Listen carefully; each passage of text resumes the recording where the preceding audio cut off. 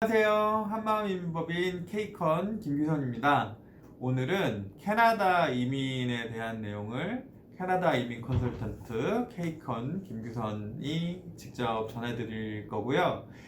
어떤 내용이 들어가는지 이 첫 번째 편에서는 여러분한테 지금 소개를 간단하게 드릴 겁니다. 캐나다 이민에 대한 프레젠테이션이니까요. 네, 이민이 뭐예요? 라는 질문 할 수 있겠죠. 여러분, 이민이 뭘까요? 현재 인구 통계 자료에 따르면 2019년 외교부 재외 동포 현황을 기준으로 약 255만 명의 한국인이 미국에 거주하고 있고요. 약 20만 명의 한국인이 캐나다에 거주하고 있는 숫자를 포함해서 해외 동포 숫자는 약 800만 명. 즉 10명 중에 한두 명이 해외에 살고 있다는, 굉장히 이민이 여러분 가까이 있다는 말씀을 첫 번째로 드리고요.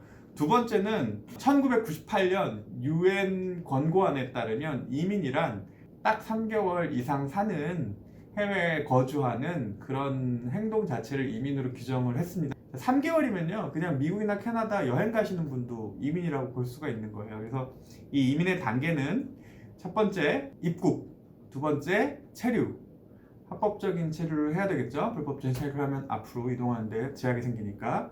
그리고 그 체류 이후에 영주권이라는 부분으로 넘어가는 걸 저는 이제 오늘 포인트로 설명을 드릴 건데, 여러 가지 체류의 목적을 가지고 있을 때 그냥 암행어사 마패 같은 거예요. 공부를 할 때 영주권 가지고 있으면 학비 안 들어요. 취업을 하는데 영주권 없으면은 이게 차별받습니다. 영주권 없이 취업하기 힘들어요. 거꾸로 얘기하면 어떤 활동을 하든지 가장 유리한 체류 신분, 영주권.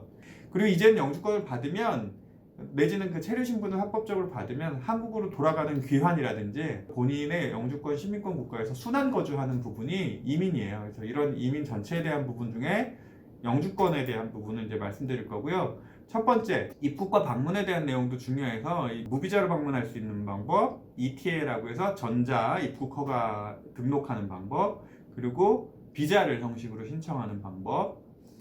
이거를 할 때 여러분이 또 염두에 둬야 될 거는 입국 자격이에요. 범죄나 기존의 이민 등에 대한 어떤 안 좋은 기록이 있으신 분들은 거절되거나 오래 걸리는 경우가 있을 수 있죠. 그 경우는 미리 준비하셔야 되고, 유학이나 취업 등 6개월 이상 여러분이 거주를 하시는 경우에는 신체 검사라든지 바이오메트릭이라는 거를 미리 하지 않으면 심사가 시작이 안 돼요. 그리고 두 번째로는 유학이면 학교라든지 교육기관, 취업이면 고용기관이라든지 그 초청하는 단체에서 여러분한테 확인서를 써줘야 되는 부분이 있고요.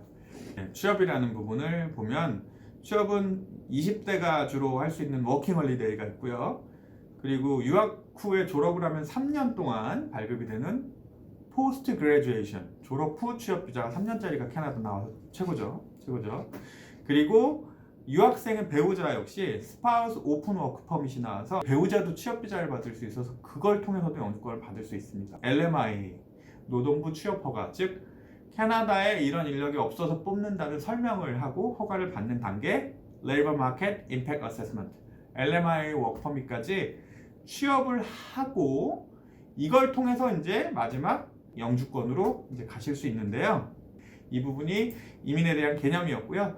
자, 그러면 5가지로 나눠서 이 프레젠테이션은 어떻게 진행될지 마지막으로 말씀드리겠습니다. 자, 말씀드렸던 것들을 여기 캐나다 이민부, 오늘 날짜에 캐나다 이민부 홈페이지에서 설명을 드리는 거죠. 첫 번째, Express Entry.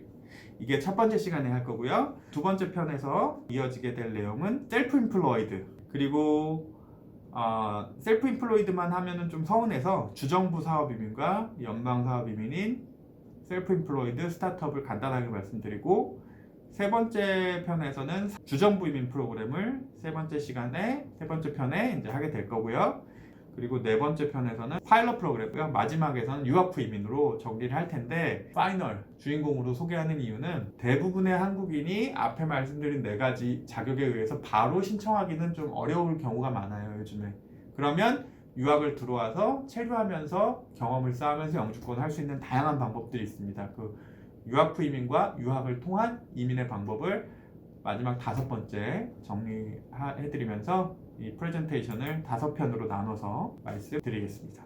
나의 최적화된 영주권 프로그램 그리고 그를 위한 과정, 임시 체류의 프로그램은 무엇인지. 그러면 오늘 이 내용에 이어서 계속 5편을 댁에서 편하게 시청해 주시길 바라고요. 안녕히 계세요.